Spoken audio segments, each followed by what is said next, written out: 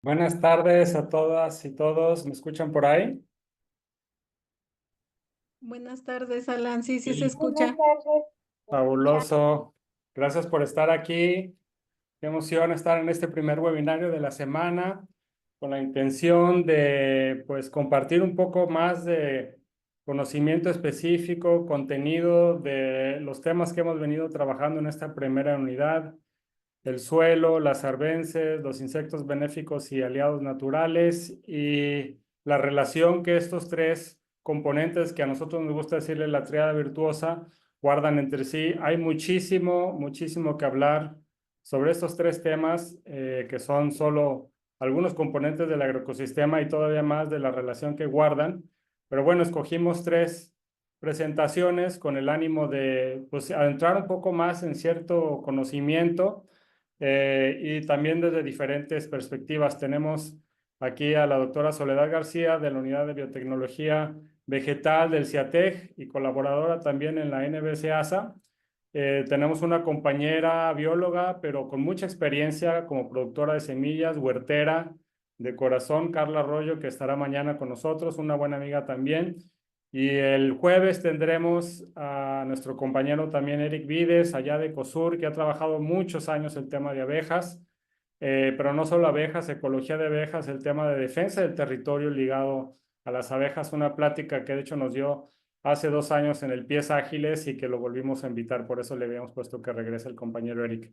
Pero bueno, por el día de hoy vamos a estar trabajando, o más bien dialogando el tema de suelos y la relación con las plantas. Ya Soledad nos dará más sobre el tema, y después de su presentación abriremos un espacio para diálogo, para preguntas, así que váyanlas apuntando. También si gustan apuntarlas por el chat, está bien. Es un espacio bastante informal, relajado.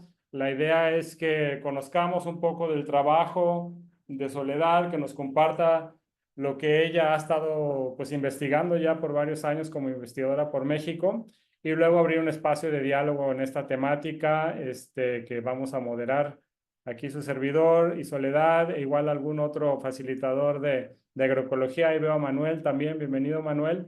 Y muchísimo gusto, de veras, qué buena onda que están todos aquí. Pues Soledad, te paso la palabra, y también creo que me parece tienes ya derechos de presentación. Me avisas si está todo bien y pues comenzamos de una vez. Cualquier cosa, aquí estoy, atento. Les recuerdo, traten de mantener sus micrófonos cerrados. Si acaso les cierro su micrófono es nomás para no interrumpir. Pero bueno, ya todo el mundo se la sabe, y yo entiendo que a veces se abren sin querer, ¿verdad? Y si no, con toda confianza les avisamos que porfa cierren sus micrófonos para que fluya mejor esta plática. Pues buenísimo, muchas gracias. Y les recuerdo, estamos en el contexto de la actividad 5 del curso de Agroecología 2, la actividad integradora y última actividad de la primera unidad, nuevamente del curso de Agroecología del segundo semestre de esta especialidad nacional en bienestar comunitario. Bien, pues adelante, compañera Sole. Muchas gracias, Alan. Voy a compartir la presentación. Y por ahí me dicen un favor si ya se ve. Se ve, sí, está en modalidad todavía como de programa. Además habría que expandir.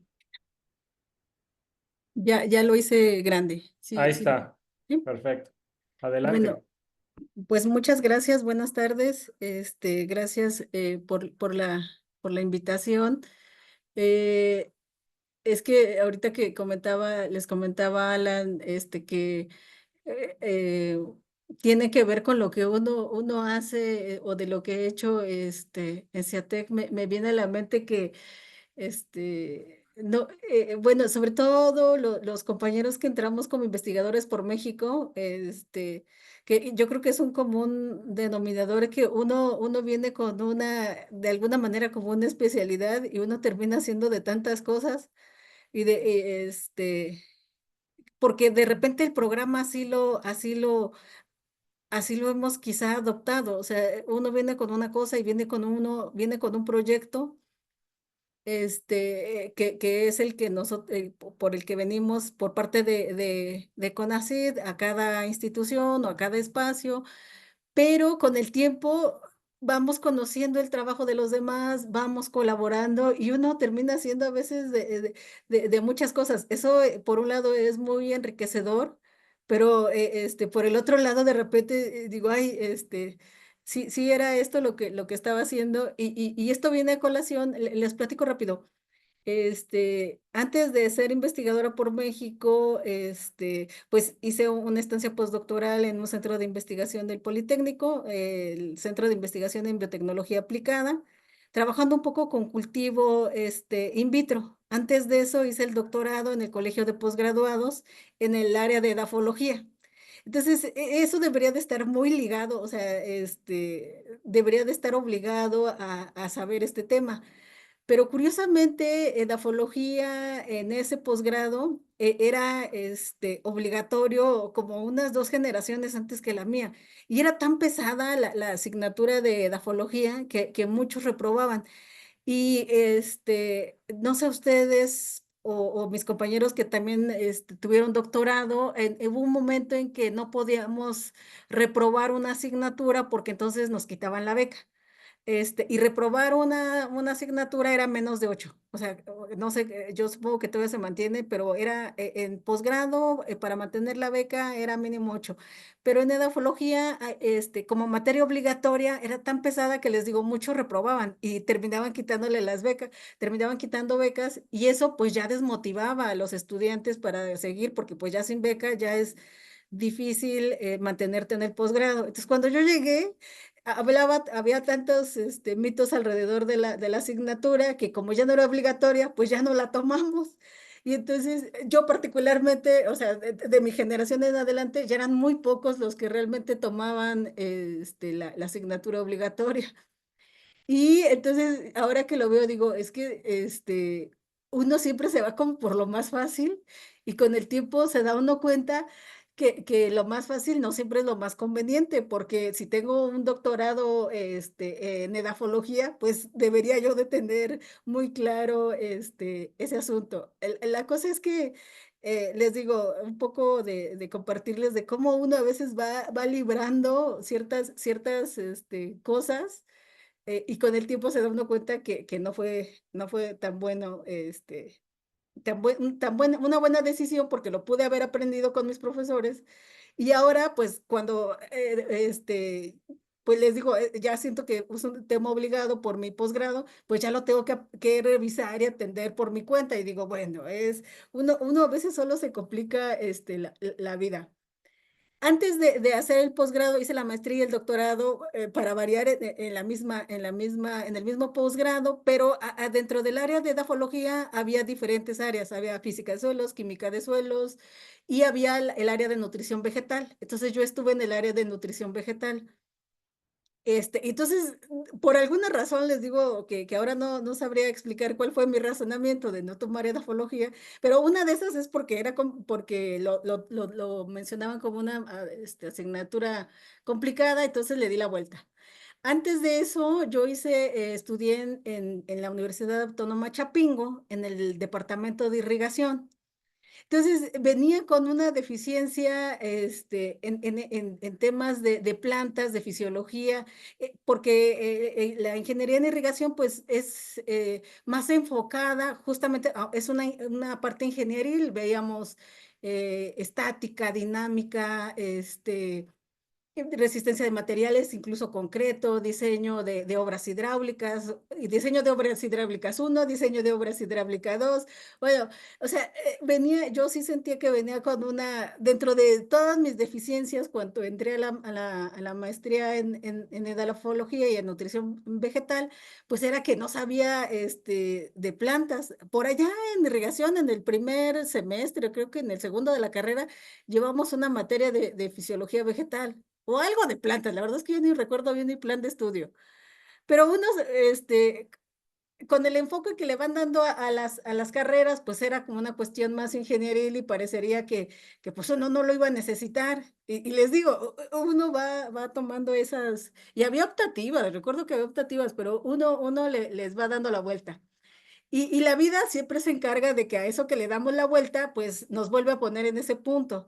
Y ahora me encuentro trabajando con plantas, teniendo que este, platicarles no teniendo como una obligación de platicarles a ustedes, más bien como siento como una obligación mía de tener que prepararme para, les decía, por mi posgrado. Y bueno, creo que iba a ser breve, ya me llevé más de la cuenta, pero que les decía, esto de estas lecciones de vida, de aquello que evitamos, casi es seguro que la vida nos lo va a volver a poner enfrente.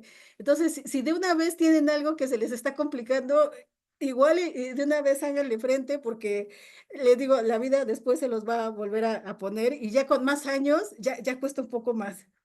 Bueno, dicho esto y sin ánimo de desanimarlos, vamos a platicar un poquito. Otra cosa es que las preguntas o sus intervenciones las pueden hacer en cualquier etapa de la presentación. Como decía Alan, este es un diálogo donde, pues, les confieso que estamos aprendiendo juntos, les decía, por darle la vuelta un poco a las cosas, estamos aprendiendo juntos. Entonces, sin problema, en cualquier momento pueden, podemos atender comentarios, preguntas, con toda la confianza. Bueno, y justo cuando Alan me invita, yo dije, bueno, ¿qué título? ¿Les ha pasado que de repente es hasta complicado hacer un título? Entonces yo, ¿qué título? ¿Qué título? Y entonces dije, bueno, voy a platicarles algo sobre el suelo y qué es del suelo. Y me gustó esta palabra de vitalidad. Y una definición de la Real Academia Española dice que tiene que ver algo con la cualidad de tener vida, con la actividad o eficacia de las facultades vitales. Pero lo que me llamó más la atención fueron los sinónimos. Dentro de los sinónimos dice que es dinamismo, vitalismo, vivacidad, ánimo, vigor, energía, vida, o sea, actividad, ímpetu, empuje, fuerza. Y justamente como que son varias características que tiene el suelo. Por ejemplo, el suelo es algo, es un área muy dinámica, o sea, siempre está en constante dinamismo. Y bueno, no se diga de la parte de la vivacidad, hay un mundo vivo en el suelo, y eso pues da origen a que haya energía, que haya actividad, hay una gran cantidad de actividades biológicas, químicas, y entonces digo, bueno, creo que esta parte de vitalidad me pareció así como reconocer otra vez esta parte del suelo de cuánta vitalidad tiene y cómo eso de repente se me olvida. Y bueno, hay una gran definición de conceptos sobre lo que es el suelo. Pero yo sí quise referirme a la definición que hace la Organización de las Naciones Unidas para la Alimentación y la Agricultura, porque pues es lo que nos lleva a esto, ¿no? O sea, parte del programa, de la especialidad, de lo que hacemos, pues tiene que ver con este medio donde crecen las plantas. Entonces, digo, habrá muchos otros conceptos, pero uno tan sencillo, como este del medio natural para el crecimiento de las plantas, creo que con eso, es muy claro. Hay otros donde dice que que es un cuerpo natural, que tiene varias capas u horizontes, que eso también lo tenemos claro, sobre su composición, sobre los minerales, la materia orgánica, el aire, el agua, que son elementos esenciales para justo que le dan esa vitalidad al suelo, ¿no? Empezando por los microorganismos y después por las plantas. Y lo otro punto interesante es que el tiempo es un factor importante en el suelo. que combinado, como dice ahí, que con el clima, la topografía, los organismos y las rocas, pues lo hacen único y a su vez, o sea, entre lo dinámico y entre, por ejemplo, en la topografía, y sobre todo porque estamos en diferentes, veo que hay gente de diferentes estados de la República. Entonces, una topografía del sureste va a ser una topografía diferente a la del norte, a la del centro, y eso influye en el crecimiento, en el tipo de cultivos que se pueden establecer. Y también se habla como el suelo como el resultado del material parental y que tiene características específicas como una textura, una estructura, tiene una consistencia, un color y estas propiedades químicas, biológicas y físicas que en nuestro caso como un medio para el crecimiento de las plantas pues es básico y esencial. Entonces, el suelo, pues, es un componente esencial de la Tierra como planeta, pero además en los ecosistemas, ¿no? Cada uno de nosotros que trabajamos por nuestro trabajo, por el área en la que nos desarrollamos, pues el suelo sigue siendo un factor esencial. Y dentro había otras definiciones clave, como en el manejo del suelo. Y tiene que ver, sobre todo en esta parte de cómo nosotros podemos entender qué es un buen manejo. Porque quizá un buen manejo, les decía, por la topografía, por la situación climática, pues un buen manejo sea o que conlleve una práctica agronómica, sea buena en un sistema de cultivo, en unas condiciones, y que no necesariamente es para otro sitio. Entonces, aquí esta donde dice un buen manejo es asegurar que los elementos minerales del suelo no se conviertan en deficientes o tóxicos para las plantas, porque y que de esta manera que estos minerales pues se introduzcan a la cadena alimentaria. Y esto pues tiene que ver cómo el suelo está también como un suministro de todos estos minerales para que las plantas crezcan, para que sobre eso nosotros tengamos o aseguremos la alimentación, tanto para nosotros como para los animales, como incluso para las arbences o cualquier otra planta que participe en el agroecosistema, como para los polinizadores. Entonces, eso, manejo del suelo, puede haber muchas definiciones, pero la FAO lo define cómo asegurar que hayan los minerales para suficientes y que sea sin exceso. Por ejemplo, cuando se hace algún manejo inadecuado y empieza un proceso de acidificación o una acumulación de sales en el suelo, pues ahí ya estamos cayendo en un efecto tóxico para las plantas y entonces ahí ya se está hablando de un mal manejo del suelo. Otro concepto es la parte de degradación y eso tiene que ver con el cambio en el estado de salud del suelo.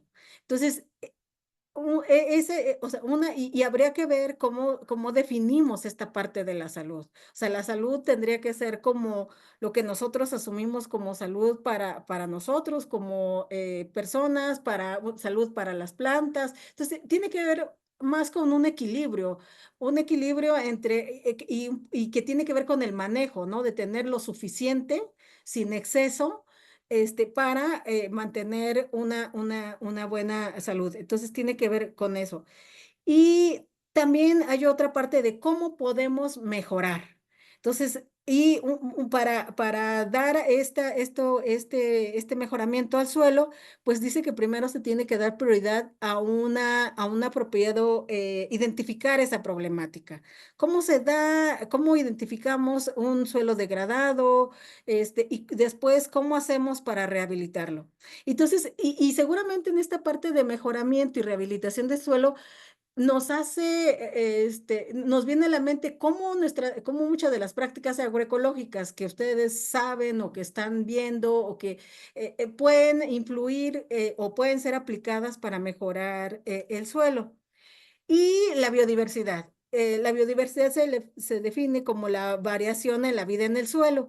Y la vida en el suelo pues tiene que ver con lo que habita en ella. y es desde los microorganismos, les decía, las plantas, son parte de ese hábitat y que también pues forman parte de esa biodiversidad. Y la verdad es que hay algo que sí es desconocido para mí y les digo, estamos aprendiendo todos, es esta parte de la gobernanza y las políticas. Entonces, ¿cómo es que se toman las decisiones a nivel de estados, a nivel de naciones, a nivel de autoridades locales para utilizar o darle un buen uso al suelo? Entonces, le digo, seguramente ustedes tendrán más conocimiento, más herramientas de cuál es la importancia de esta gobernanza y de estas políticas para tener un buen manejo del suelo, qué decisiones se toman, porque todo eso que se ve en esta parte de gobernanza tiene que ver con la seguridad alimentaria. O sea, cómo vamos a tener nuestro suelo en óptimas condiciones para garantizar la cantidad de alimentos suficiente. Y yo les digo la verdad, en esta de decisiones y de autoridades, me entra la duda si aquí entra esta parte de cuando se hacen, por ejemplo, los cambios de uso de suelo, cuando pasa a ser de ejido a propiedad.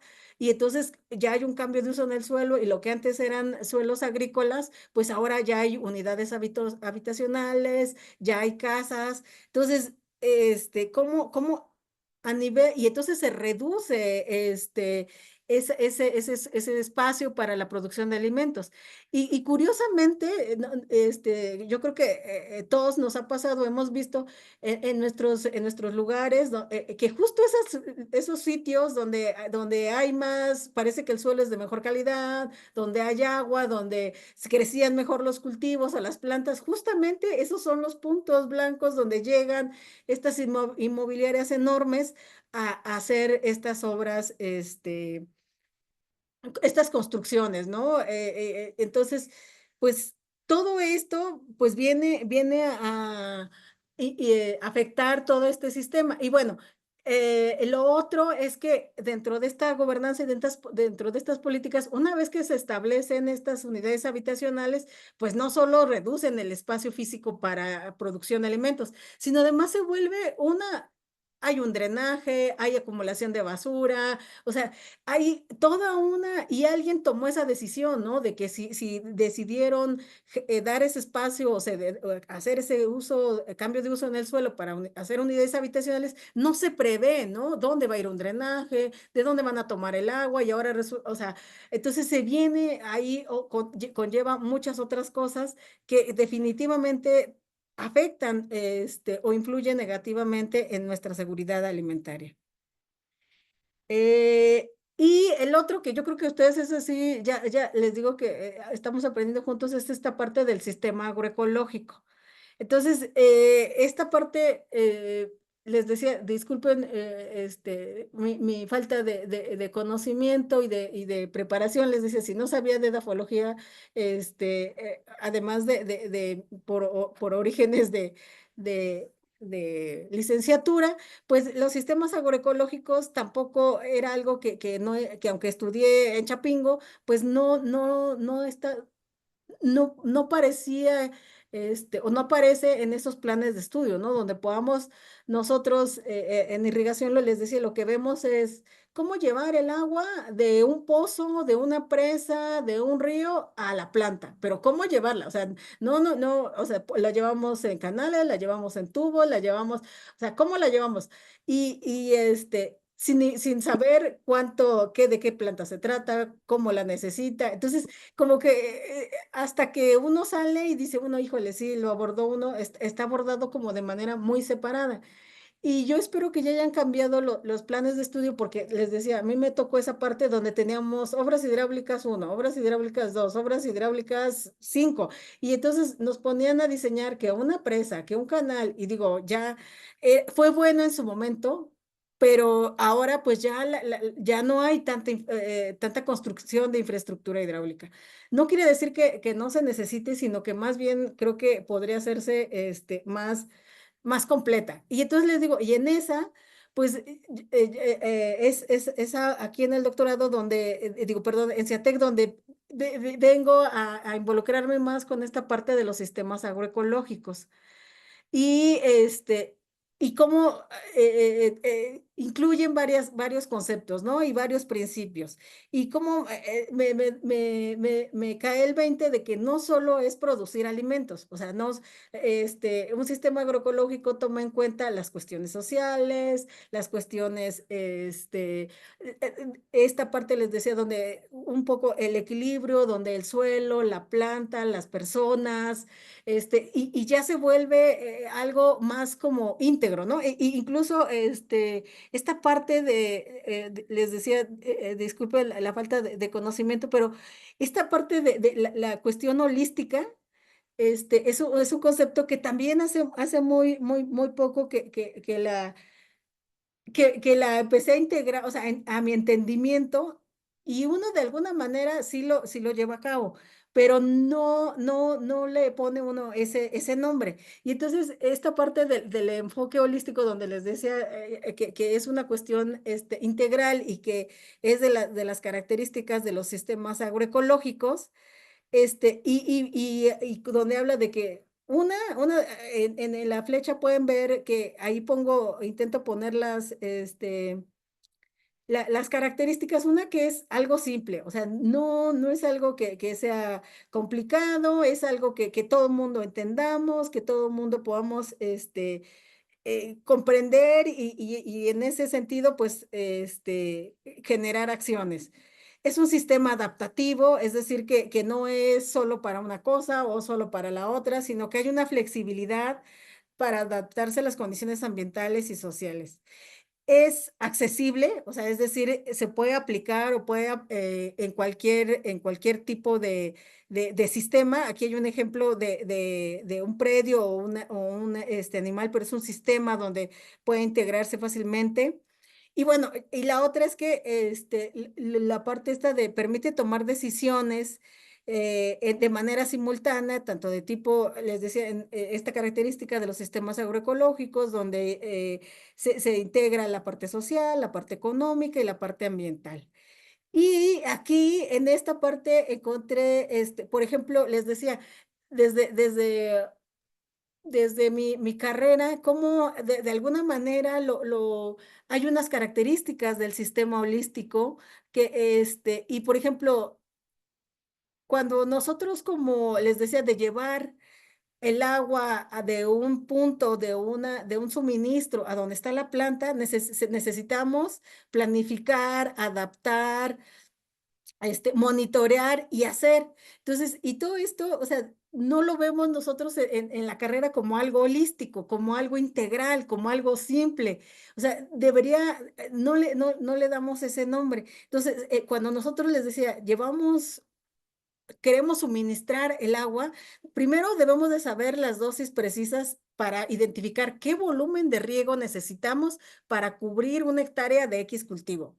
Luego debe de haber una composición precisa de los fertilizantes. Si hablamos de un invernadero, por ejemplo, de un sistema protegido, de un sistema de producción protegido, esa es parte de de un manejo holístico, o sea, tener claro qué fertilizantes voy a poner, cómo los voy a poner y cuándo los voy a poner. Y eso tiene que ver con el tiempo preciso de aplicación. Y luego el lugar preciso de la planta. ¿Dónde lo voy a poner? O sea, ¿qué tan cerca de la raíz? Por ejemplo, no es lo mismo que yo haga un sistema de riego para un cultivo de maíz que para un cultivo de limones, ¿no? Por ejemplo. Entonces se toma en cuenta todo este proceso de qué tipo de planta es, cuáles son sus características, su hábitat de crecimiento.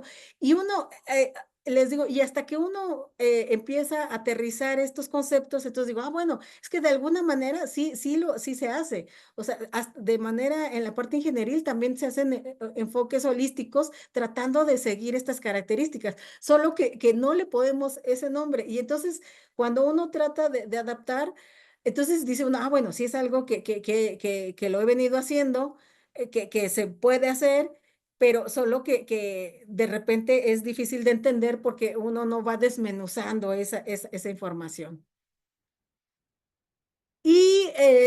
Y bueno, aquí un ejemplo de varias prácticas agroecológicas. Este es lo que yo encontré pues en una búsqueda, la agricultura orgánica o ecológica, y esta se caracteriza principalmente por evitar el uso de pesticidas, en general de agroquímicos, agroquímicos incluyendo pesticidas, herbicidas, fertilizantes, y bueno, pero el reto en este sistema es cómo gestionar la incidencia de plagas, de enfermedades, cómo aportar los nutrientes para las plantas. Entonces, yo creo que este quizá es uno de los sistemas agroecológicos, este, creo que más intensos y sobre todo más reconocidos. Ya en México se cuenta con un sistema donde puedes certificar que tu cultivo es agroecológico, perdón, que es orgánico, darle un valor agregado. Entonces, creo que es de los esquemas de la producción agroecológica donde ha habido más avances. Esta parte de la permacultura también es un sistema autosuficiente, sostenible. La verdad es que yo no lo había escuchado hasta hace muy poquito, y es donde se hace en esta, o sea, es el espíritu de la parte, de la parte agroecológica, donde se integran plantas, animales, paisajes de una forma sinérgica, ¿no? Entonces, lo interesante de aquí es que hay un diseño, implica un diseño de estructural, de cómo establecer, para que convivan de manera equilibrada tanto las plantas como los animales, como un paisaje. Entonces, esta es la parte que me parece diferencial del resto, es que implica hacer un buen diseño de infraestructura. La agroforestería creo que es otro también de los sistemas, pues es que ahorita, perdón, me quedé pensando, porque en la agroforestería se ve como un sistema agroecológico, y en qué punto, o sea, no, siento que de repente ahí ya no hay un límite, y entonces se pone como un pretexto. Ah, yo voy a tener un sistema de agroforestería, y resulta que empiezan a meter animales en una parte de Guerrero, en la región de la Costa Chica. Nos platicaban que cómo ha cambiado el uso o el exceso de este sistema de agroforestería. Dijeron, ah, bueno, vamos a meter animales, y resulta que los animales, no hubo un control o no hubo un buen diseño, se acabaron, ya no tenían que comer los animales, entonces se les ocurrió introducir un pasto, pero ese pasto después se convirtió en maleza. Y entonces ahí ya, o sea, el objetivo, me parece, el esquema del sistema de agroforestería es bueno, o sea, de aprovechar la parte de las plantas, la sombra, la producción de madera, pero ¿en qué momento, pues ya se lleva otro uso? Ah, este sistema de la biodinámica también me pareció muy interesante, sobre todo porque dice, implica el uso de preparados medicinales para el suelo a partir de plantas y minerales, y que tiene que ver aquí, esta parte de que incluye la posición de los astros, y que tiene que ver con la cuenta de los ciclos cósmicos y la fase de la luna. O sea, Mm, mis papás son campesinos, y sí recuerdo mucho de que, a ver, antes daban mucho los calendarios impresos, no sé si ahora todavía los den, pero en los calendarios impresos, donde comprabas fruta, carne, no sé, te daban y ahí venían las fases de la luna. Entonces, venían las fases en cada mes, cuándo es las fases de la luna. Entonces, eso era muy bueno, y la gente empezaba a comprar en esos lugares porque sabían que a final de año o a inicio de año les iban a dar un calendario con las fases de la luna en esos momentos donde no había celulares ni nada. Y entonces ¿De cuándo vamos a sembrar? Ah, bueno, primero hay que fijarnos cómo está la luna. ¿Cuándo vamos a cosechar? Hay que fijarnos cómo está la luna. ¿Cuándo vamos a podar un árbol? Hay que ver esta parte de cómo es esta parte de la luna. Y entonces se me hizo muy interesante el nombre de biodinámica y de cómo se da. Les decía, es que les decía, dentro de esta falta de conocimiento, me doy cuenta de que digo, bueno, de alguna manera me faltó asistir a esas clases con profesores, pero tuve unos buenos maestros o al menos que veía que hacían, les decía, por ejemplo, mis papás hacían mucho esta parte de la luna, de cuándo hacer, esta parte de los preparados, medicinales, pues tiene que ver cómo es que la gente identificó ciertas, por ejemplo, mi mamá juntaba mucho la ceniza, mi mamá todavía cocinaba con leña y juntaba la ceniza y entonces decía, bueno, es que la ceniza es buena para la tierra, y juntaba y ya después que tenía cierta cantidad iban y la echaban a la tierra. Entonces, finalmente ellos no tenían como el concepto técnico, pero sí tenían el conocimiento de saber que es oro bueno para la tierra, sin saber por qué, pero sabían este, que en la práctica es muy bueno. La agricultura de otro sistema agroecológico es la agricultura de conservación, que se centra en la conservación del suelo y del agua, y que tiene que ver aquí, más con la parte del suelo, de cómo la idea es minimizar, el movimiento del suelo, el uso de maquinaria, y mantener una cobertura vegetal. Entonces, esto, pues es para mantener la salud del suelo y la fertilidad. La agricultura de conservación, pues es la que podría estar como más ligada a lo que es el suelo. Y la última que está de moda, habrán visto que ahora, sobre todo en las grandes corporaciones, en las grandes empresas, traen esta práctica de la agricultura regenerativa. Y bueno, esta práctica tiene que ver ahora, bueno, ya hicimos un mal uso del suelo, cambiamos sus características. Ahora, justo como su nombre lo dice, ¿no? ¿Cómo podemos regenerar ahora el suelo para volver a darle un poco más darle salud, cómo aumentar su fertilidad? Entonces, no sé qué tan bueno, qué tan este, me refiero a las intenciones de la corporación, ¿no? Porque luego me suena como son esos, como que es esos cuentos de que pues sí, vamos a hacer, o sea, esto, pero porque va ligado a una disminución en los impuestos, porque va ligado, o sea, como un doble discurso, ¿no? De vamos a hacer algo bueno, pero siempre y cuando, me deje dinero, ¿no? Entonces, sí, sigue. Yo sigo pensando, bueno, qué tan buenas son esas intenciones.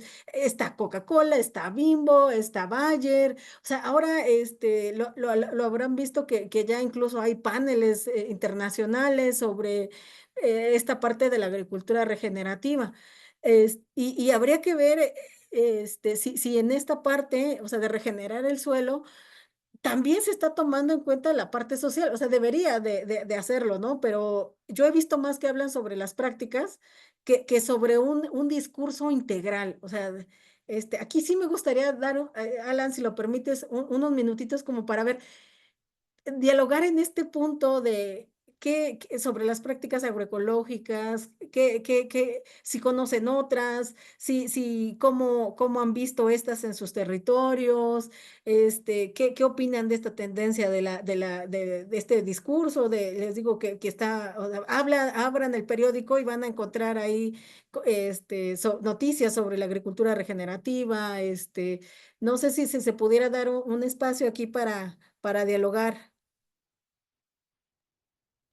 Sí, claro que sí, Sole, muy interesante. Son distintas escuelas, corrientes, filosofías, prácticas, políticas, movimientos. Por ahí ya nos diste un buen panorama de estas seis maneras de abordar no solo las prácticas agroecológicas, sino las prácticas de manejo de suelo. No sé, y justamente la última que mencionas, la regenerativa, es la que más está sonando ahorita, que empezó como un movimiento muy interesante y ha sido muy cooptado en los últimos años por las grandes corporaciones como la Nueva Revolución, la Nueva Agricultura Regenerativa. Por ahí hay un artículo muy interesante de Pablo Titonel que distingue a la agricultura regenerativa de la agroecología y justo hace esta distinción. Creo que está lamentablemente en inglés el artículo. Él es argentino, pero bueno, ahí luego lo buscamos y se los construimos y igual se puede traducir fácilmente porque ahí explica muy bien de dónde viene esta agricultura regenerativa, tiene muchas definiciones, nadie en verdad sabe, pero bueno, cada quien adopta su definición según sus intereses, como tú dices. Sí me he encontrado buen trabajo, ¿no? Por ahí vi en una publicación, de hecho, el otro día muy sencilla de los 7 principios de la agricultura regenerativa y estaban bastante interesantes, ¿no? Habían 2 o 3 nuevos principios, justamente que hemos tenido actividades de principios agroecológicos.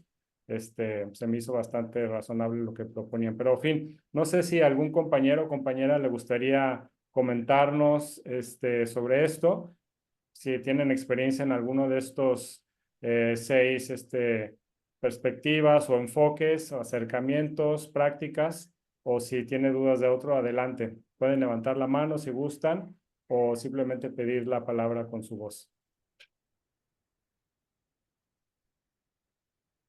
Y aprovecho, por aquí tenía, alguien preguntaba sobre literatura, sobre la luna. Aquí hay una muy buena de Jairo Restrepo. Ya muchos lo conocerán, el colombiano hace una compilación de los ciclos de la luna en la agricultura. Está bastante interesante, seguro hay más literatura al respecto, pero yo me encontré que este está bastante bueno, es muy práctico, ¿no? Pero ahí, luego también igual compartimos el dato, ahí por ahí habían preguntado. Adelante, Rey. Muchas gracias, buenas tardes a todos. Y yo quiero hacer aquí una mención con relación a la agricultura orgánica o agroecológica, con relación también a la agricultura regenerativa. Tal vez en la agricultura orgánica y regenerativa se está haciendo hay dos vertientes, si lo podemos llamar así. No se puede manejar como agricultura orgánica o agricultura regenerativa ahora ya una sola línea, porque se ha convertido se ha hecho una como dicotomía en esto, la agricultura orgánica, que realmente es orgánica, y la agricultura orgánica, que se dice que es orgánica y que sobre todo está siendo manejada, pues ahora como un nuevo eslabón para captar nuevos clientes, ¿no? Y ahora esta agricultura orgánica ya se lleva a la parte industrializada o ya se lleva a la parte industrializada, no tanto hablando de tecnología como tal o cómo se hace la siembra, sino los productos que se están utilizando, ¿no? La industria está acaparando también porque es un gran mercado que está en auge el día de hoy y no quiere que se le escape. Entonces está la agricultura, como podríamos decir, la real, la original, la que tiene sus bases, pues todo esto, que es la regeneración de la tierra, la conservación, ¿no? El uso de materiales que sean a favor de la vida, etcétera, etcétera. Pero eso es lo que hay que tener cuidado, por lo que cuando hablamos de agricultura orgánica, hay que saber a qué nos referimos y ese término pues está quedando un poco como en el olvido por esa razón y esto le está pasando seriamente a la agricultura regenerativa porque efectivamente como menciona Alan y como menciona Soledad ha surgido como un nuevo movimiento también. Sin embargo, la agricultura regenerativa también tiene otro origen, ¿no? Que va muy ligada sí a la agricultura orgánica, pero sobre todo a la agricultura agroecológica, que son, yo decía ahí en un comentario en el chat, yo dividiría un poco la parte de la agricultura orgánica con la agricultura ecológica o agroecológica, porque aunque coinciden en muchos puntos, también difieren en muchos puntos. La parte de la agricultura agroecológica se va mucho a la base, al fondo, ¿no? Y a cosas más allá incluso de lo que es el cultivo en la tierra o de la aplicación de productos en la tierra. Va hacia el ecosistema, el agroecosistema, hacia la profundidad del por qué está dañado el suelo, a la parte de los insectos, a la parte de la biodiversidad, a la parte de los policultivos, a la parte de todo esto integral, como decía Soledad, a la parte como holística. Eso es lo que yo así lo veo. En la agricultura orgánica está como ligeramente coja para mí en ese sentido, aunque trae información muy importante, pero está basada mucho más en técnicas como caldos, como preparados, como técnicas, o sea, sí es importante, pero no va en esa profundidad que la agricultura agroecológica o lo que estamos manejando como agroecología, ¿no? La agricultura orgánica también abarca la parte social, la parte cultural un poco, porque si no está coja, pero en la parte de la agroecología esto se da el afianzamiento de este tipo de cosas y en la unificación de todo lo que se encuentra alrededor, tanto de un cultivo o de una tierra cultivable como del ecosistema, está implícito, ¿no? Entonces, para mí, en este sentido, sí hay un poco de diferencias y la agricultura regenerativa para mí es parte de la agricultura agroecológica, o sea, no es que sea separada, aunque sea manejado, pero más bien como que es parte de otra, no puede ir como solita porque también está coja. Entonces yo uniría mucho, bueno, a mí me gusta y les comparto desde mi experiencia, yo he tomado cosas que cada una tiene y que son congruentes conmigo, con mis principios y que además son aplicables también a mi zona, porque eso también es muy importante. Entonces, mi proyecto es un poco de la agricultura orgánica, un poco de la agroecología, permacultura, de la agroforestería, tal vez no tanto, pero ya empieza de la biodinámica, de la de conservación y de la regenerativa, y esto hace que nosotros le saquemos el jugo a cada una de estas cosas que todas tienen cosas muy importantes que respetar, muy importantes que considerar y a lo mejor en algún momento le llamamos de otra manera, ¿no? Pero bueno, esa es mi intervención. Gracias. Muchas gracias, Ray. Sí, sí, justamente, justo, es que en esa parte de lo holístico, justamente eso dice, ¿no? Que hay que tener como la flexibilidad, como tú dices, de tomar o de adaptar, y también a la vez de adaptar, o sea, habrá a lo mejor algunos lugares donde no se pueda dar la agricultura, no sé, la permacultura, porque no hay el suficiente espacio para hacer este diseño de asentamientos, pero se puede tomar esta parte sinérgica, ¿no? O sea, de ciertos elementos. Entonces, creo que, como dices tú, de alguna manera se pueden tomar la agroecología desde el punto de vista holístico, pues se puede adaptar y se puede combinar y se puede hacer la agricultura orgánica con la de conservación, la biodinámica, con la agroforestería. O sea, es esa. Creo que esa flexibilidad y esa cuestión que por definición le da esta parte holística de ser justo esta parte, ¿no? Simple, adaptativa, accesible e integral. Entonces, creo que muy, muy buena aportación. Muchas gracias. ¿Alguien más?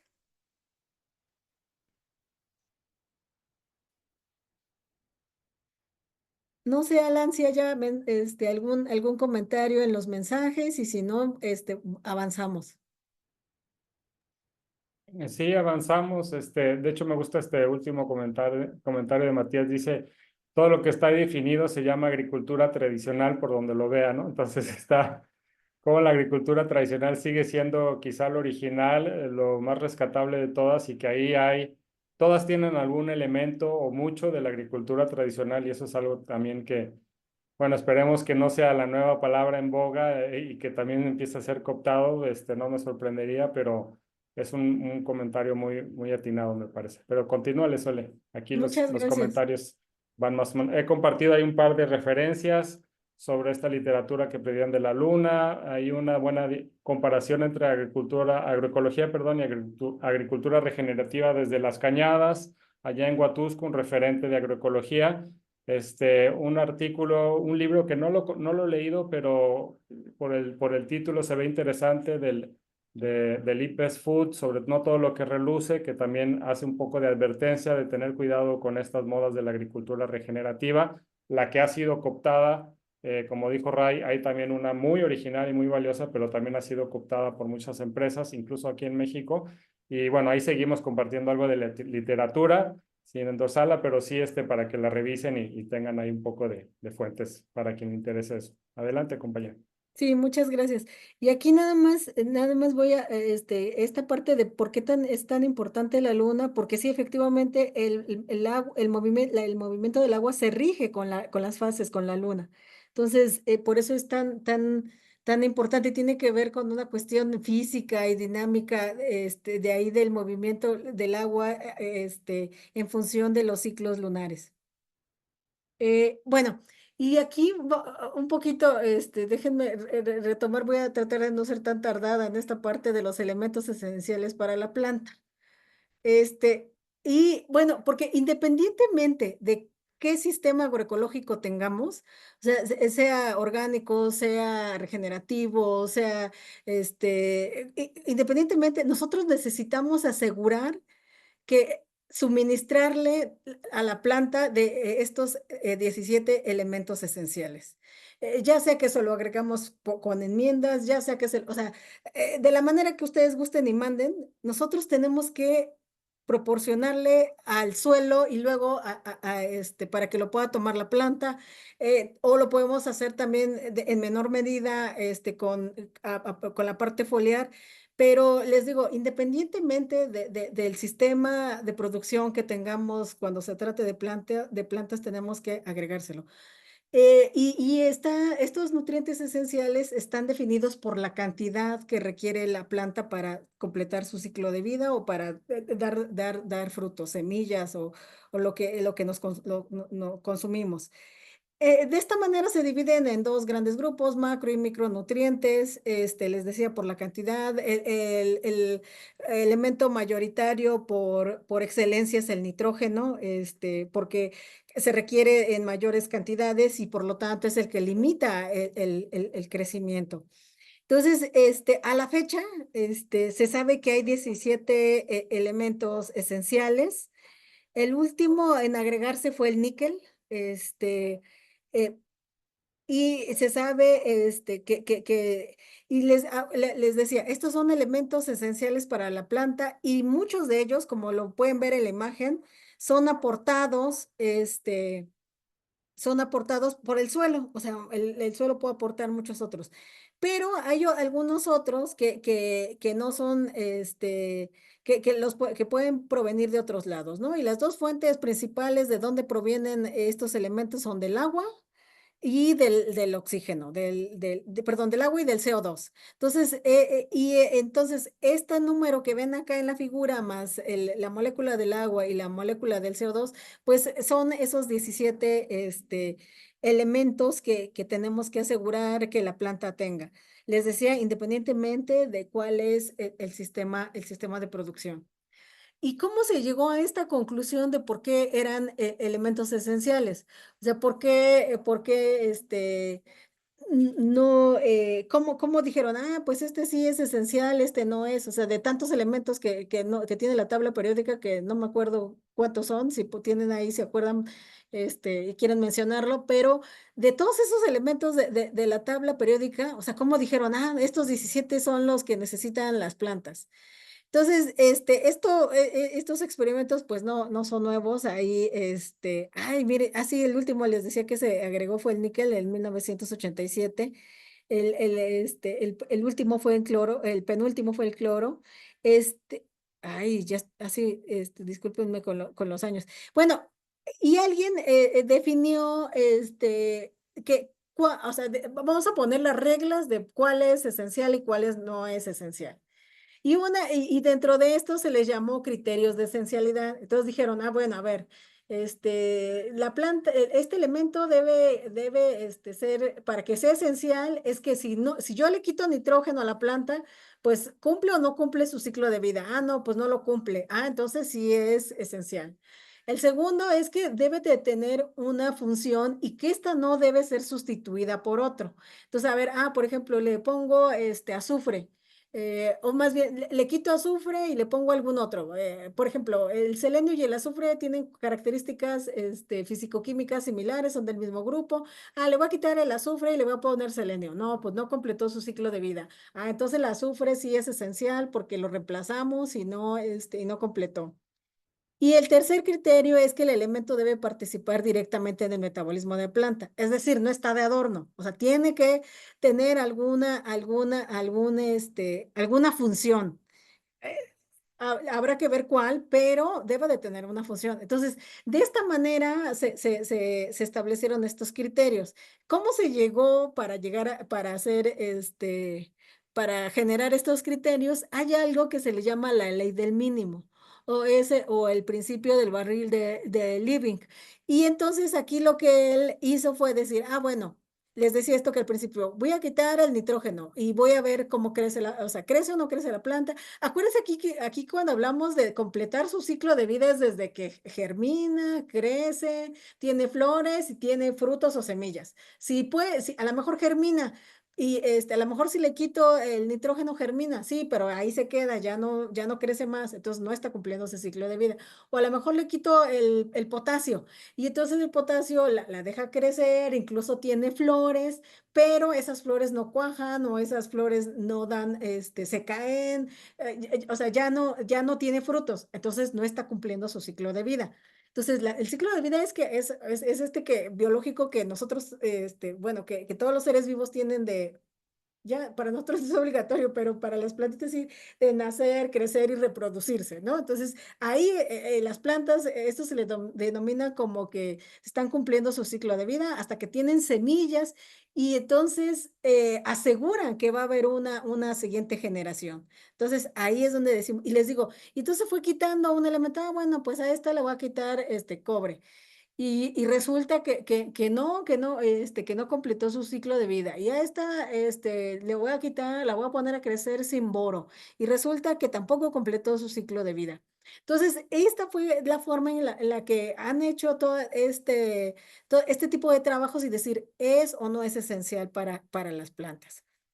Claro que esto también hay que tener en cuenta que hay diferentes factores que pueden influir, como las características del suelo, el estatus de pH, la fertilidad, las cuestiones, la disponibilidad, pero en teoría, en condiciones óptimas, cada uno de estos elementos cubre estos tres criterios de esencialidad. Y un poquito nada más para ver esta parte de, bueno, tienen que participar directamente en el metabolismo de la planta. Entonces, aquí hay un ejemplo, cómo cada uno de estos elementos cubre una función específica. Por ejemplo, para el desarrollo del tallo se requiere hierro, zinc y cobre, y tiene que ver con la síntesis de pared celular. Para el desarrollo de los frutos, es esencial, o donde tiene una predominancia es el cobre, el zinc y el boro, porque muchos de estos tiene, por ejemplo, en el caso del boro, tiene una implicación directa en la formación del polen, entonces ahí, si no hay un buen polen, pues no va a haber esta fecundación y no vamos a tener frutos. En la parte del desarrollo de la semilla, les decía, también está el boro, el zinc, en el desarrollo de las flores, importante el molibdeno, el boro y el cobre. En el desarrollo de las hojas tiene que ver, sobre todo, acuérdense que en las hojas se lleva a cabo la fotosíntesis, entonces ahí hay un sistema de oxidorreducción y donde el hierro y el manganeso son elementos esenciales para el proceso fotosintético. También el cloro, ahora se sabe que el cloro también participa en los fotosistemas para que se lleve a cabo la fotosíntesis, en el desarrollo de la raíz, el calcio y el hierro y el zinc. Y dentro de esto es lo que vemos como muy rápido, pero se ha clasificado las funciones de estos elementos. Muchos de ellos tienen un funcionamiento estructural, es decir, forman parte de alguna molécula. Por ejemplo, el nitrógeno, el magnesio, forman parte estructural de la molécula de clorofila. El nitrógeno, y el fósforo forman parte estructural de los ácidos nucleicos. Entonces, esta es una forma de cómo hacerlo. Muchos de los elementos, micros, como el cobre, el hierro, el manganeso, participan como constituyentes, enzimáticos. Entonces, o como cofactores enzimáticos. Entonces, son elementos clave para el buen funcionamiento de las enzimas, de los procesos enzimáticos. Entonces, aunque se requieren en pequeñas cantidades y que por eso son microelementos, son esenciales para estos procesos enzimáticos que son parte esencial del metabolismo. El único que no se sabe, que no tiene una función estructural, y quizá un poco menos de constituyente enzimático, pero es fundamental en el transporte y en la regulación osmótica, es el potasio. El potasio es como el vago de los elementos. El potasio es el que acompaña los azúcares para trasladarse de las hojas a los frutos, para mantener el potencial osmótico, para mantener la turgencia. Entonces, ese es un papel muy importante que realiza el potasio en el transporte y en la regulación osmótica. Entonces, estas son en general, la función de los elementos se engloba en estas tres funciones. Y en esta tabla les decía, independientemente de cómo, de su sistema de producción o del que lleven a cabo, hay que suministrarle estos 17 elementos a la planta. Pero esta tabla va más allá.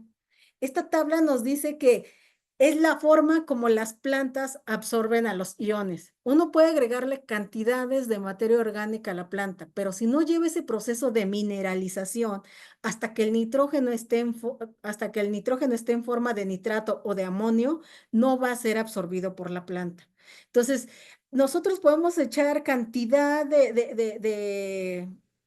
ahorita no me viene a la mente otra enmienda, pero o sea, podemos dejar ahí los residuos que pueden estar muy enriquecidos con calcio o con potasio, pero mientras les decía, no haya este proceso de mineralización, no van a poder ser absorbidos por las plantas. Entonces, eso es lo que a veces, eso es lo que a veces limita un poco algunos sistemas de producción, porque uno pone y pone ciertas cosas, ciertas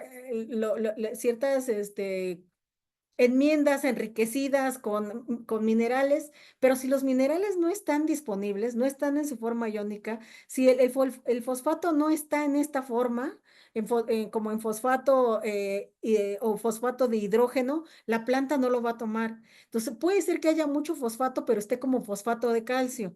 Y entonces, si yo hago un análisis de suelo, me va a decir, ah, pues sí, usted tiene mucho, perdón, su suelo es rico en fósforo y calcio. Sí, pero está en forma de fosfato de calcio y entonces están en un complejo y ese complejo no el hecho de que esté en ese complejo quiere decir que no está biodisponible y la planta no lo va a tomar. Entonces, los sistemas de absorción de las plantas están diseñados para que se tomen en esta forma. Y aquí me voy a brincar esta, ahorita regreso a esta. Ay, ¿dónde tengo mi figura? Perdónenme, me voy a ir hasta a esta.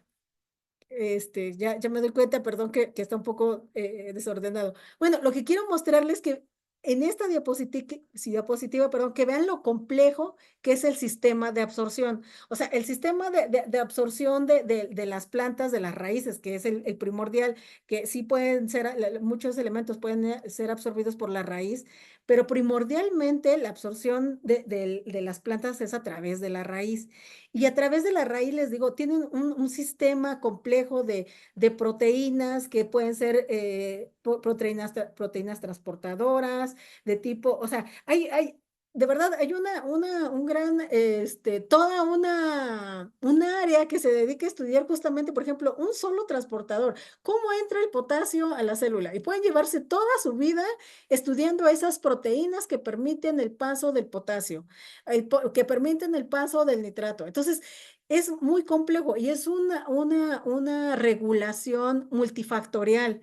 Entonces, eso todavía lo hace más complejo. Y luego ver cómo estas proteínas, pues si es una proteína, debe de estar regulada a nivel transcripcional, es decir, la información genética de esa proteína debe de estar a nivel de gen. Entonces, ¿cómo rastrear ese gen para acelerar esa proteína? Lo que quiero decirles es que, les decía, independientemente de cómo ustedes agreguen o enriquezcan o agreguen, quieran suministrar los nutrientes a su sistema de producción, la planta los va a tomar preferentemente de forma iónica. Entonces tendremos que ver la manera de cómo hacer que ese proceso pase de forma orgánica a forma iónica para que la planta lo pueda tener. Y bueno, les decía, eso es un ejemplo de la complejidad. Hay familias de proteínas para un solo elemento, hay familias de proteínas para otro, hay proteínas en la raíz y todas estas proteínas se van dando en en diferentes órganos. O sea, aquí el primordial, el más enriquecido es la raíz, pero de ahí, ¿cómo pasa de la raíz a la hoja? Pues a través de otras proteínas. ¿Y cómo pasa a la flor? A través de otras proteínas. Entonces, es un sistema complejo, pero antes de entender cómo llega la flor, pues tendríamos que encargarnos de suministrárselo para que pueda ser absorbido por por la raíz. Y bueno, discúlpenme que me haya brincado, pero esto les decía, me parece muy importante, les digo, sobre todo en estos sistemas agroecológicos de cómo asegurar, cómo garantizar que lo que yo le voy a dar a la planta lo necesario, pero no solo lo necesario, sino en la forma que la planta lo va a tomar. Entonces, ese me parece que es un dato interesante. Y bueno, y aquí nada más es para diferenciar que hay otros elementos que no son esenciales, pero son catalogados como elementos benéficos para las plantas. ¿Y por qué son benéficos? Porque uno puede no ponerlos, o sea, yo no se los pongo y la planta completa su ciclo de vida. Pero si yo le pongo estos elementos benéficos, puedo mejorar ciertas características de la planta, puedo mejorar su crecimiento, puedo hacer que sea un poco más tolerante a las plagas y enfermedades, como en el caso del silicio, o puedo hacer, en el caso, por ejemplo, de algunas hortalizas como el tomate, se les da unos pulsos con sodio y eso hace que los frutos tengan una consistencia diferente, un sabor diferente, entonces tienen unas características organolépticas diferentes. El aluminio, aunque es un elemento limitante en ciertas condiciones en suelos ácidos, en otras condiciones puede ser un efecto, puede tener un efecto benéfico. En el caso de cobalto, por ejemplo, se ha visto que es esencial para las leguminosas, o sea, es esencial para el proceso de simbiosis. Sin embargo, como solo es esencial para ese grupo de plantas, no se puede catalogar como un elemento esencial, porque solo es esencial para un grupo en particular. Entonces, este es otro grupo de elementos benéficos y yo aquí les voy a hacer mi comercial. Yo llevo algunos años trabajando con selenio, porque a diferencia de algunos otros, de los otros que podemos ver aquí, y bueno, excluyendo el sodio es esencial para nosotros, pero en el caso del selenio también es esencial para nosotros y lo podemos consumir a través de un proceso que se llama biofortificación, que nosotros se lo ponemos a las plantas. Hemos visto que mejora el crecimiento de las plantas, pero todavía mejor es que nosotros podemos consumir este elemento al consumir plantas de origen vegetal. Entonces, eh, eh, eh, este esta es el trabajo que les vengo, ahora sí que les vengo manejando en los últimos años. Entonces, trabajando un poquito con selenio y cómo se da la interacción con las plantas. Y bueno, ya en algún otro momento les platico sobre cómo vamos ahí. Y bueno, ¿cómo llegan los nutrimentos al suelo? Les decía, a ver, una vez que entiendo que las plantas lo toman de manera iónica, aunque yo se las puedo poner de otra manera, ahora, ¿cómo las plantas pueden adquirir esos elementos? Aquí, ¿las raíces van a los elementos o los elementos van a las raíces o las dos cosas, ¿no? La raíz crece, el elemento se acerca, entonces, ¿cómo se da esa absorción? Y esto tiene un nombre que se le llama acceso nutrimental. Entonces, este acceso nutrimental es, pues sí, cómo las raíces acceden o llegan a esta.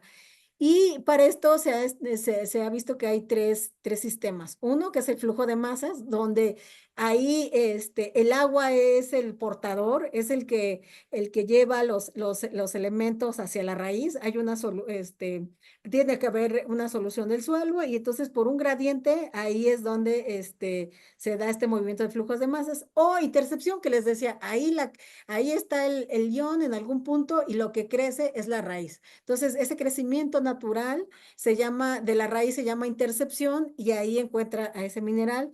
Y el otro tiene que ver con la difusión y tiene también que ver con un gradiente de concentración y para que haya, se refiere a un gradiente de concentración de un lugar donde hay mayor concentración a un lugar donde hay menor concentración.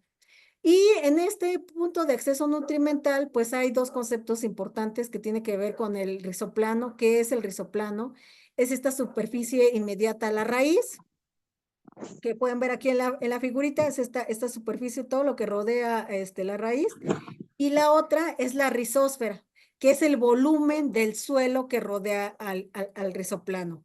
Entonces, esos son los puntos importantes, sobre todo cuando quieren hacer estudios de más puntuales, de metagenómica, de suelos y todo eso. Es importante definir dónde voy a tomar mi muestra, en el resoplano o en la rizósfera, de tener muy claro esos conceptos. ¿Y por qué es importante saber cómo se mueven esto o cómo se da el acceso nutrimental? Porque no es generalizada, o sea, no es generalizada con todos los nutrientes o todos los nutrimentos. El nitrógeno puede moverse por flujo de masas. Entonces, si no hay agua, no se va a dar ese movimiento del nitrógeno. El fósforo, habrán escuchado que el fósforo es un elemento inmóvil en el suelo. Entonces, la raíz tiene que ir al fósforo. El fósforo difícilmente va a ir a la raíz a menos que haya un sistema de concentración y que se mueva por difusión. El potasio también se mueve por difusión, el calcio, el magnesio y el azufre se mueven por flujo de masas, los microelementos se mueven por difusión. Entonces, ¿cómo se da este proceso? Y en este proceso de movimiento de iones tiene que ver mucho la cantidad de materia orgánica y tiene que ver también con el tipo de suelo. ¿Cuánta arcilla hay en el suelo? ¿Y por qué es importante? Porque recordarán que tanto la materia orgánica como la arcilla tienen cargas negativas.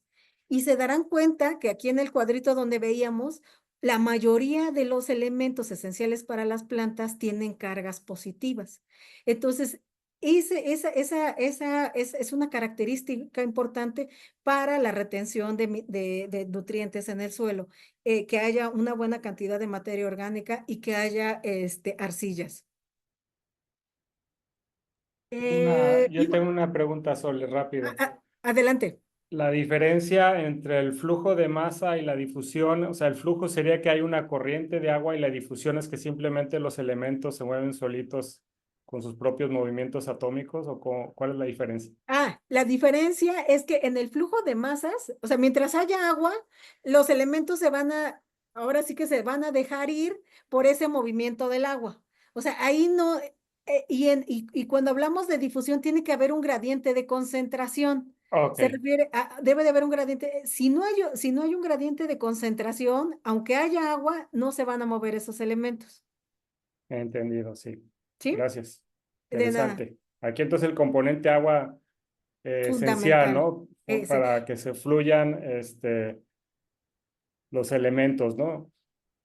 El agua, la materia orgánica, y bueno, a lo mejor la cantidad de arcilla es complicada, ¿no? A lo mejor tengo un suelo que no tiene tanta arcilla y que va a ser complicado modificar esa característica.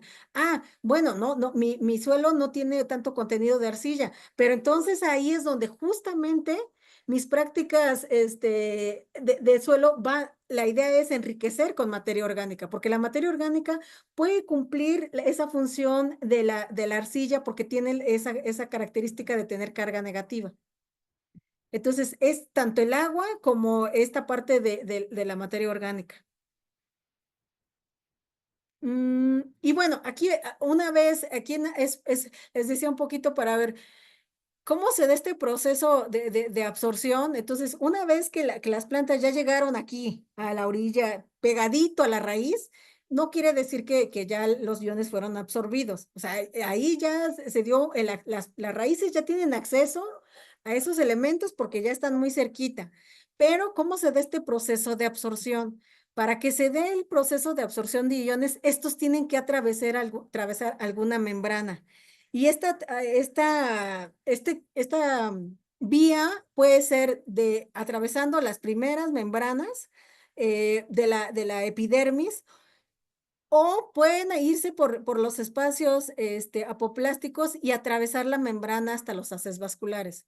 Mientras los iones no atraviesen una membrana, no puede decirse que fueron absorbidos. O sea, ahí están pegados, pero no, a lo mejor hay algo que los está limitando. Entonces, el concepto básico de absorción nutrimental es que atraviesen una membrana. Una vez que atraviesan de la membrana, ya están dentro de la planta, y entonces ahora sí se da ese proceso. Ahora ya lo que sigue es la metabolización o el transporte de estos iones. Y bueno, esto ya les decía, lo que quería enseñarles es qué tan complejo, y cómo les decía, para que vean que mayoritariamente los sistemas de absorción de las raíces es a través o en forma iónica. Entonces, eso es lo que quería que vieran en esta parte. Que hay diferentes tipos de membrana. Les decía, hay investigadores que pueden llevarse toda su vida en un solo sistema de absorción, en la absorción del hierro, en la absorción del nitrato, en la absorción de potasio, y cómo hacerlo más eficiente. Y bueno, ¿cuáles serían? Les decía, este proceso de absorción es multifactorial. Tiene que ver cómo se da esta movilidad de los nutrientes, y tiene que ver mucho con las características del suelo, la parte de acceso nutrimental que veíamos, si hay agua, si hay un gradiente de concentración, tiene que ver la estructura del suelo, si hay mucha compactación, si hay mucha compactación, cómo se va a afectar este proceso, y cómo se da la concentración de nutrientes. Les decía, eso también, pues, parecería obvio que es una limitante. Hay otros factores que también pueden afectar la absorción, que se catalogan en internos, que tiene que ver ya como que tiene que ver con la planta, si tiene el potencial genético para absorber, cómo se da este proceso de movilidad, cómo se da la parte metabólica, qué capacidad respiratoria, la morfología de la raíz. Por ejemplo, si hay diferencias en la absorción, si se trata de una monocotiledónea como es el trigo y el maíz, o una dicotiledónea que si es el tomate o es el frijol. Y hay otros factores externos que también afectan, como la temperatura, como el pH, la humedad, incluso los mismos microorganismos. Cuando uno agrega muchos residuos, o sea, muchos rastrojos, pues les decía, tiene que haber un proceso de mineralización. ¿Quién lleva a cabo ese proceso de mineralización? Pues lo llevan principalmente los microorganismos, y los microorganismos también tienen que alimentarse. Entonces, en ese proceso de que los microorganismos, las bacterias o los hongos tienen que hacer su chamba de mineralización, pues se convierten en una competencia de las plantas y los iones disponibles, porque las bacterias también necesitan nitrógeno, también necesitan fósforo. O sea, entonces ahí, en esas primeras etapas, en la agricultura intensiva, pues se da un apoyo inorgánico. O sea, ahí es donde se da un poco la fertilización inorgánica para apoyar este proceso de mineralización. O sea, para también darle de comer a las bacterias, a los microorganismos, para que después ya puedan hacer su trabajo de mineralización. Entonces, ahí también son otros factores que se tienen que tomar en cuenta. Y bueno, la temperatura, les decía, otros iones, por ejemplo, en el caso del sodio y el potasio, en suelos, el sodio y el potasio tienen características físico-químicas similares. Y entonces, por ejemplo, aquí, cuando hay un exceso de sales, aquí en estos que son transportadores de potasio, hay sistemas que no son tan específicos y permiten cualquier cosa similar al potasio, porque hay mucho, entonces el sodio puede aprovechar esos sistemas y entonces ingresar a la planta y causar efectos tóxicos. Entonces, ahí la presencia de otros iones también afecta este proceso de absorción. ¿Y qué más? Y creo que ya hay, y bueno,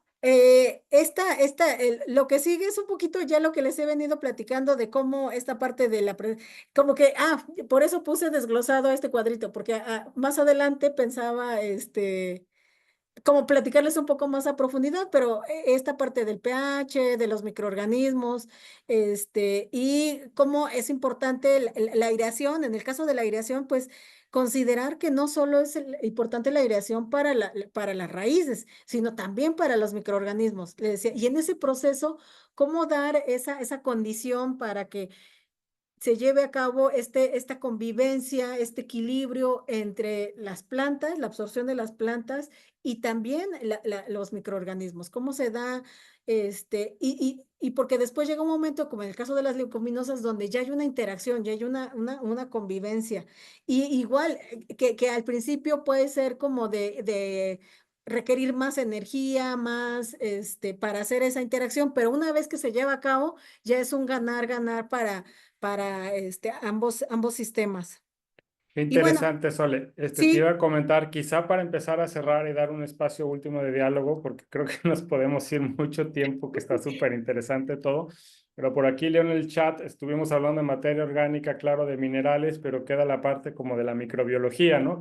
sí, Que yo creo que es ahorita el gran tema que está surgiendo a nivel científico, también en el campo. Nos damos cuenta de la importante función en el rizoma, en esta relación de los exudados de las raíces, cómo se comunican las raíces de las plantas con los microorganismos, cómo se afectan mutuamente.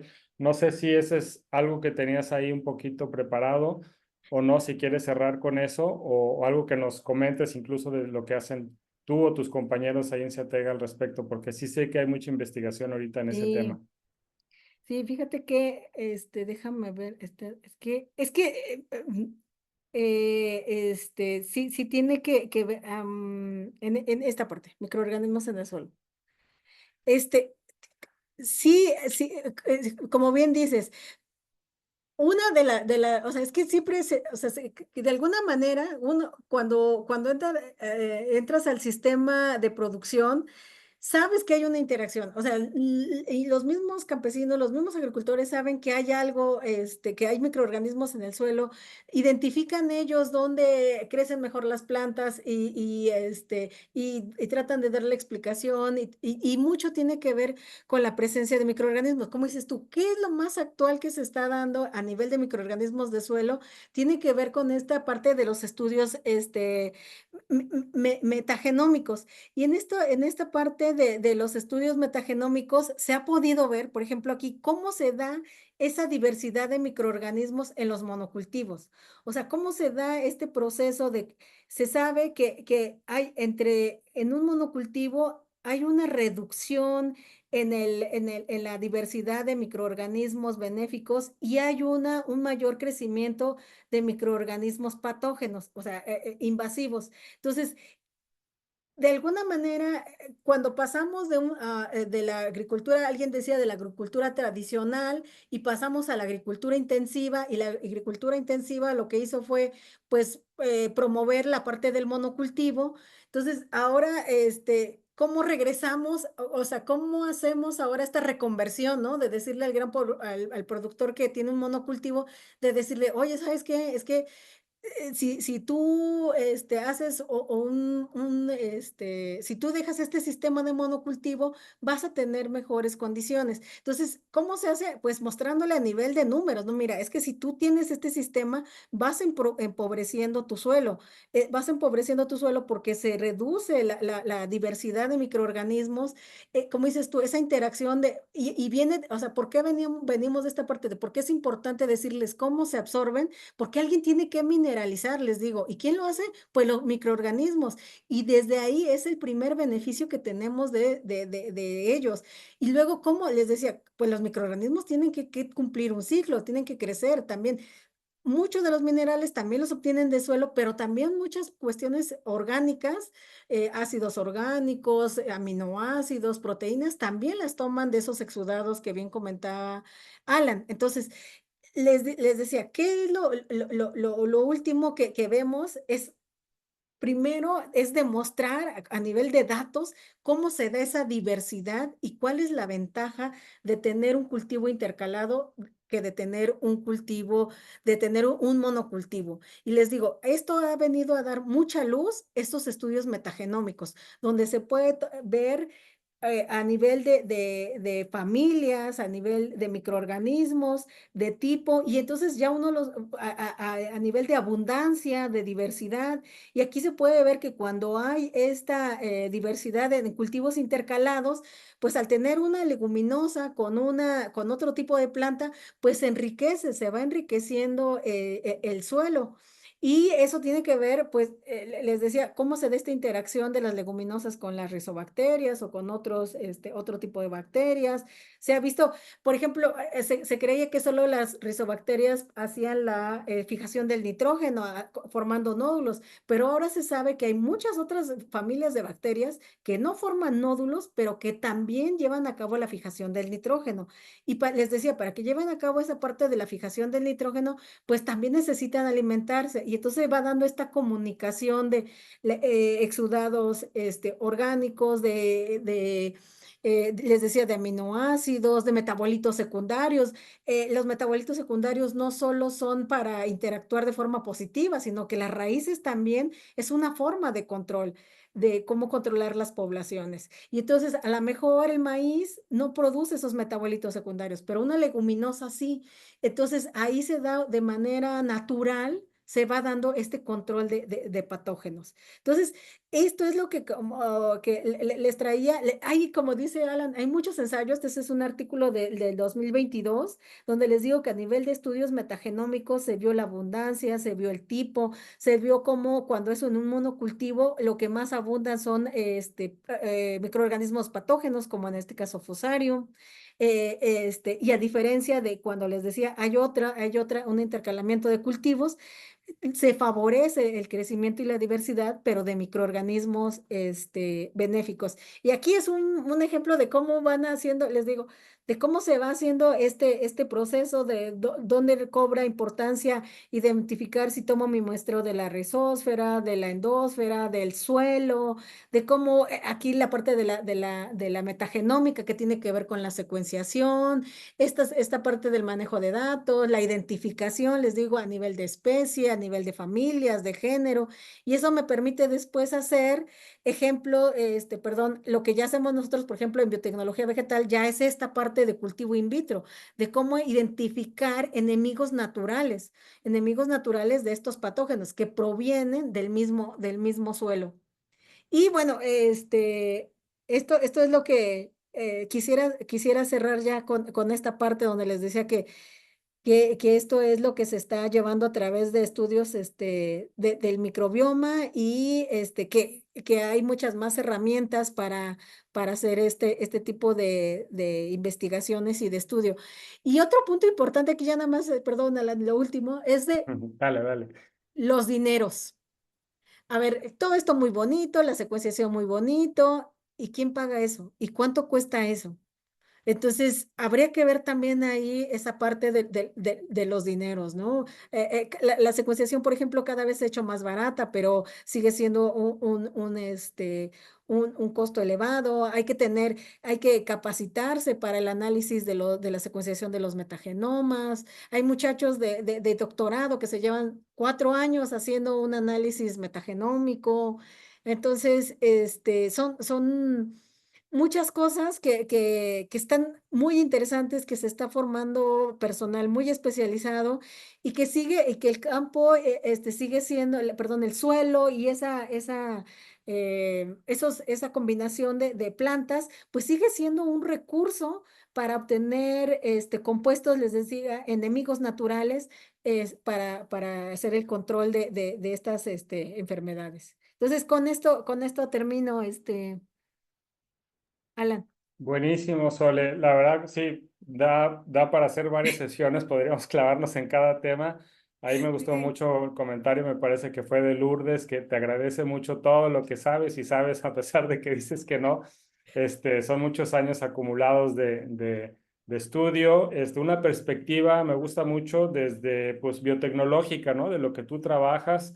Y pues con esta última parte que la estábamos comentando se me hace crucial, ¿no? Esta parte de la microbiología que toma cada vez más relevancia, que nos damos cuenta que lo que nos presentas tú, ¿no? Que incluso a nivel de monocultivos y comparación con policultivos o cultivos tradicionales, también la pobreza en pues, la diversidad de microbiología y genética que afecta a fin de cuentas a las plantas, que afecta en muchas otras maneras que desconocemos aún y que también se puede pensar en un monocultivo o una monodiversidad ahí a nivel microbiológico, ¿no?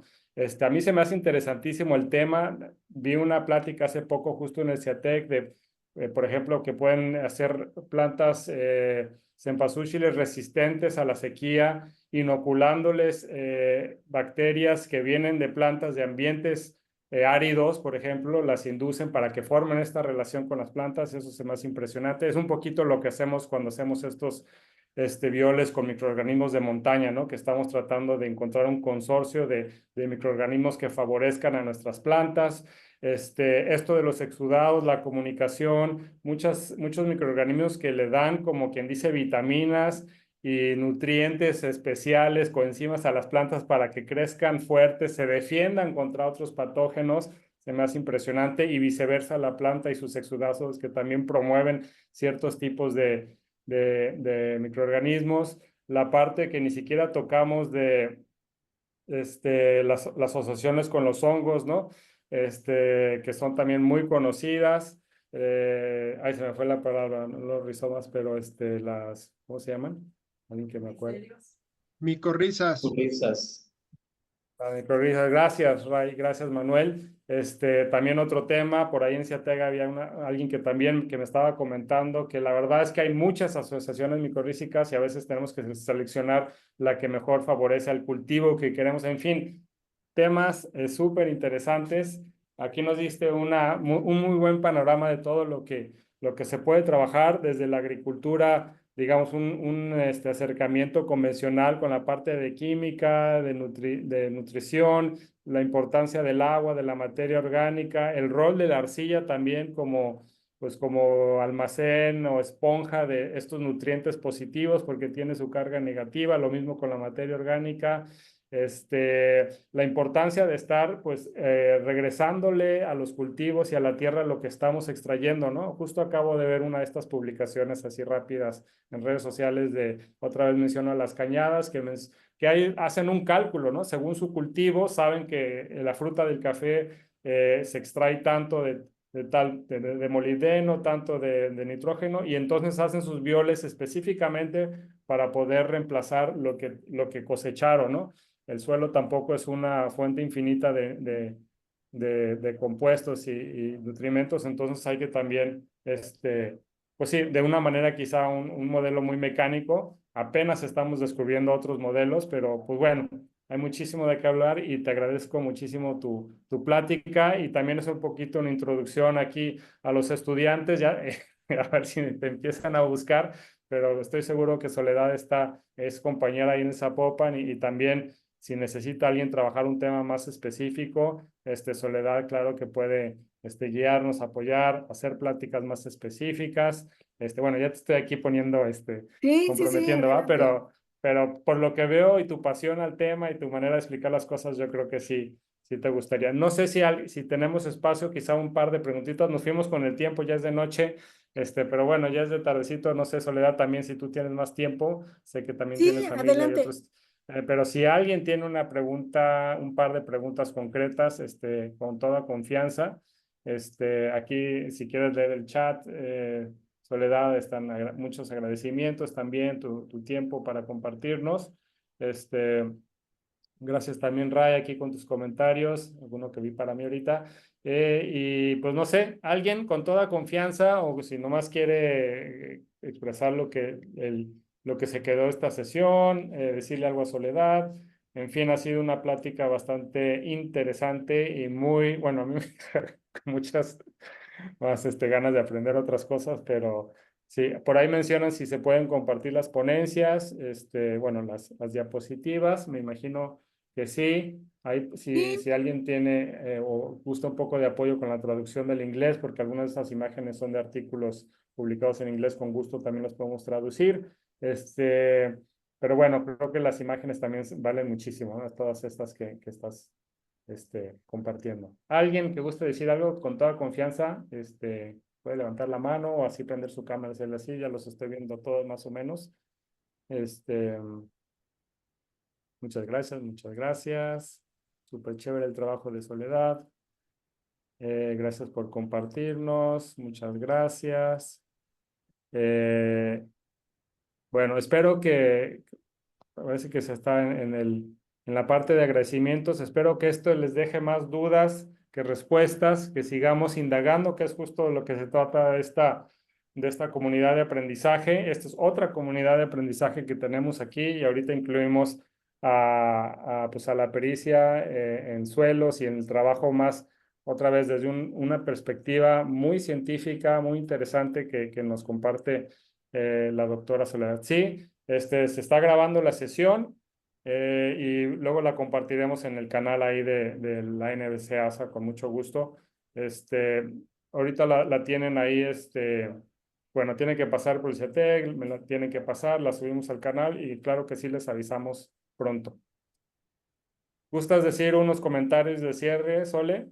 sí, no, pues muchas gracias. Sí, la verdad es que mucho, para nosotros como investigadores, a veces, ahorita que hablas de que está en inglés, no lo había percibido así, pero mi razonamiento de poner artículos y de ponerlos, un poco, bueno, de guiarme en artículos y que la mayoría son en inglés, es porque quiero, de alguna manera, es que vean que hay evidencia, o sea, que esto no es algo así que nos estamos inventando ni tú, ni yo, ni el vecino, que todo lo que ustedes están haciendo, que a lo mejor no se documenta, o sea, que a lo mejor no se está documentando.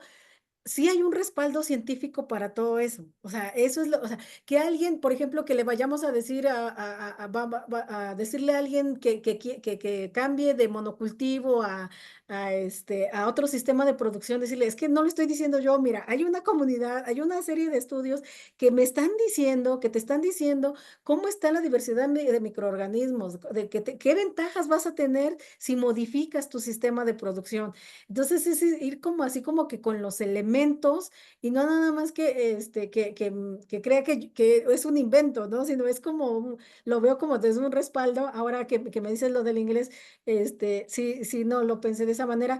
Pero si necesitan algo en particular, pues lo podemos platicar o revisar si quieren, tienen interés en algún artículo y quieren que está en inglés, lo podemos revisar también en un ratito. Entonces, el asunto es que ustedes también tengan las herramientas para defender lo que están haciendo. O sea, que lo que hacen tiene fundamentos. Pues esa era como mi intención de ponerlo así en esos artículos. Definitivamente es la vía de la científica, del científico, que es generar y cogenerar información para, o sea, todos los argumentos, y estoy seguro, se respaldan con una base científica. Y aquí, como dice Matías, o sea, el reto también es hacer llegar a esta información a las y los campesinos, pero no solo eso, sino también hacer llegar sus saberes tradicionales y locales a la ciencia y a los distintos epistemologías y maneras de generar conocimiento, ¿no? Por eso es un poco la labor que tienen ustedes como parte de esta especialidad que tengo yo también como mediador entre el CIATEC y el territorio y los estudiantes. O sea, esa es mucho de nuestra labor, es justamente que haya este diálogo entre estas diferentes maneras de conocer pues, lo fascinante que es la agricultura y este planeta y este mundo y los suelos en este caso específico, ¿no? Entonces, por ahí vi una oportunidad también, Sole, de que luego quizá podemos pensar en hacer unas infografías con estos materiales, y no sé, específicos a cierto tema, ¿no? Cómo absorben mejor las plantas los nutrientes o pues, si sirve o no aplicar materia orgánica, cómo se mineraliza, no sé, ahí luego se nos ocurren muchas cosas, una manera gráfica de traducir información basada en conocimiento científico que ponga en diálogo a estas diferentes personas y agricultores y agricultoras que son todos estos compañeros aquí de la NBS-ASA. Pues bueno, lo dejamos por ahorita. Un anuncio rápido. Mañana tenemos otra sesión a las 5 de la tarde. Esta vez va a ser otra perspectiva muy interesante con nuestra compañera huertera, agroecóloga y amiga Carla Arroyo. Espero que también nos acompañe, Sole, estás muy invitada. Ella va a hablarnos bien desde una perspectiva de su proyecto de semillas. Y bueno, ahí ese tema lo teníamos un poco olvidado, pero obviamente tiene que ver con parte del ciclo de las plantas, parte de la polinización, parte de las plantas y las semillas en el suelo y cómo germinan. En fin, nos va a hablar desde su proyecto, súper interesante, y yo creo que es, bueno, quizá conocida por muchos de ustedes, pero es una maestraza también en temas de agroecología, y seguro ya habrán visto su catálogo de semillas, que es impresionante y hermoso, ¿no? Entonces eso es mañana a las 5. Y bueno, es parte de estos webinarios que tendremos esta semana. Y recuerden que el viernes concluimos con una sesión, pero en la mañana, a las 10 de la mañana, para dejarlos ya libres en la tarde, y sería como el cierre de esta unidad. Muy bien, pues muchísimas gracias a todas y todos. Si gustan prender rapidísimo sus cámaras, nomás para vernos, a ver si logramos una foto. Voy a cerrar ya todo el territorio se ve oscuro. Aquí sigue haciendo calor, veo a Tania ahí con sombrero y todo, con cachucha. A ver, ahora sí sonrían, pónganse guapas y guapos. Va la foto, 1, 2, 3. Ahí está. Muchas gracias. Gracias por su atención. Gracias por estar aquí. Apoyar también a la escucha a la doctora Soledad. Y pues nos vemos mañana. Bonita tarde para todas y todos. Muchas gracias. Buenas noches. Buenas noches. Hasta luego. Gracias. Buenas noches, gracias. Buenas Adiós. noches, nos vemos, Gracias. adiós. Gracias. Buenas noches, gracias. Adiós, banda. Gracias. Buenas noches. Buenas noches, saludos desde Yucatán. Buenas noches, saludos desde Tabasco. Eso.